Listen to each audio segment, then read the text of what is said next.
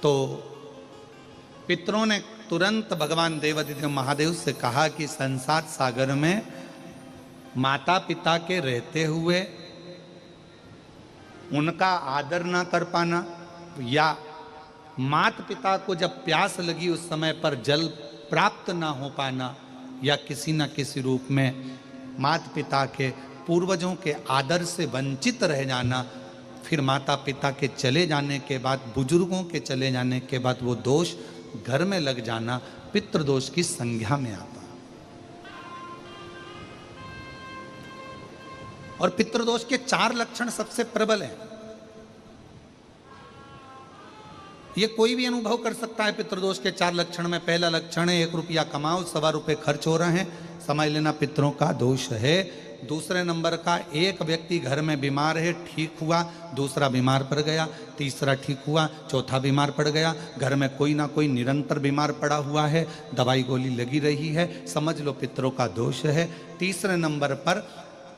आप कोई पूजन की थाली लगाए, किसी को भोजन देने जा रहे थे, किसी को पानी देने जा रहे थे, किसी को भोजन का कोई नाश्ता देने जा रहे थे, और आपकी ट्रे में से, आपकी थाली में से, आपके हाथ से अगर कोई भरा हुआ पात्र पानी का गिर गया, नाश्ते का गिर गया, थाली गिर गई, कोई दूध का गिलास गिर गया, कोई सामग्री गिर गई, कोई पूजन की थाली तुम्हारे हाथ में है और पूजन की थाली में से मालूम पड़े कोई सामान गिर गया नीचे, समझ लो कि पितृ का दोष है।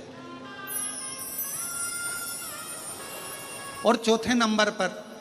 पितरों का दोष का वर्णन किया गया, घर में जितने सदस्य रह रहे हैं अगर वो किसी न किसी रूप में एक दूसरे पर चिढ़कर बोल रहे हैं, क्रोध कर कर बोल रहे हैं। प्रश्न बहुत छोटा सा है, पत्नी ने कुछ कहा, उसका उत्तर पति ने चिढ़कर दिया, पति ने कुछ कहा, पत्नी ने चिढ़कर उत्तर दिया, बच्चों ने कुछ कहा, माँ बाप ने चिढ़कर उत्तर दिया, माँ बाप कुछ बोले, बच्चे चिढ़कर उत्तर दिए, समझ लेना कि कहीं ना कहीं पितरों का दोष। तो भगवान पितृदेव ने अपने दामाद से, भगवान देवादिदेव महादेव से कहा कि संसार सागर में हो सकता है कि संसार सागर में मनुष्य रहता है, मानव रहता है और उससे गलतियां हो जाती है। तो पितृदोष अगर संसार के लोगों को लगे तो हमारा एक निवेदन है, आप जाते जाते वर दीजिए कि ये पितरों की शांति आपकी आराधना से पूर्ण हो जाए, बस इतना वर दे दीजिए।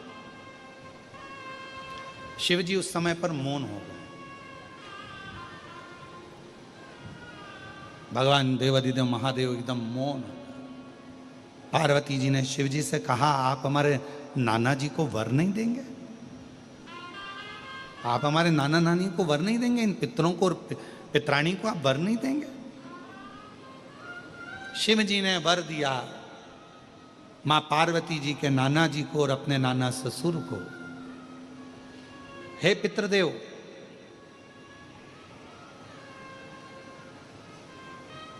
मैं आपको वर देता हूं, श्राद्ध पक्ष के 16 दिन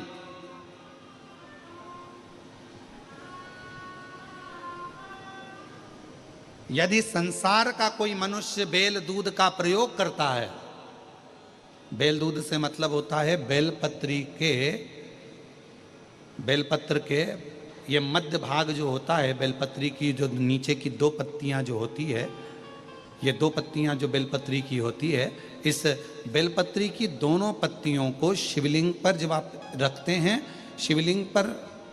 रखने के बाद में आपके हाथ में जो कटोरी में दूध है, वो दूध इन दोनों पत्तियों पर, ये पितरों के भाव से, पितृ पितराणी के भाव से आप दोनों पत्तियों पर बेल दूध को अगर समर्पित कर रहे हैं, बेलपत्र समर्पित करने के बाद थोड़ी सी कटोरी में अगर गौमाता का दूध है और ये दोनों पत्तियों पर अगर आप अपने गोत्र से दूध चढ़ा रहे हैं, तो संसार में ऐसा कोई व्यक्ति नहीं है जिसके ऊपर पितृदोष लग जाए, पितृदोष समाप्त होकर ही रहता है।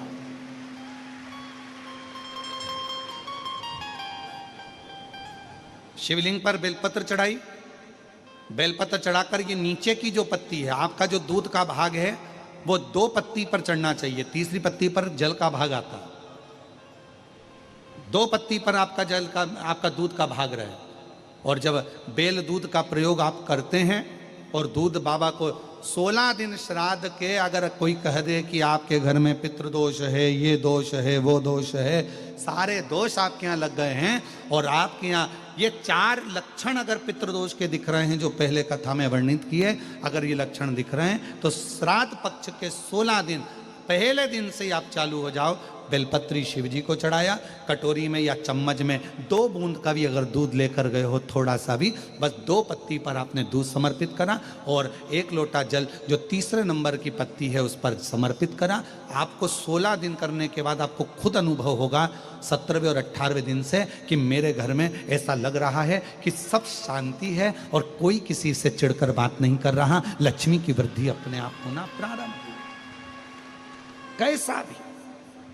और यहां तक शिव महापुराण की कथा कहती है किसी की फैक्ट्री बंद हो गई, किसी की दुकान बंद हो गई, चलते चलते अगर किसी का व्यापार बंद हो गया, 4 दिन चल रहा था, बहुत अच्छा चला, उसके बाद एकदम डाउन आ गया, कोई प्रशासनिक कार्रवाई हो गई, कोई अदालती कार्रवाई हो गई, कोई परेशानी सामने आकर खड़ी हो गई है, तो भी अगर प्रति 16 दिन तक लगातार शंकर भगवान के शिवलिंग पर बेल दूध का प्रयोग किया गया है, तो आप 17वें दिन से अंदाजा लगा लेंगे कि आपका धीरे धीरे धीरे धीरे धीरे धीरे जो फैक्ट्री बंद सी थी वो ऊर्जावान हो गई है, चलना प्रारंभ हो गई। बेल दूध का इतना प्रभाव पड़ता है, इतना प्रभाव, बेल दूध का इतना महत्व।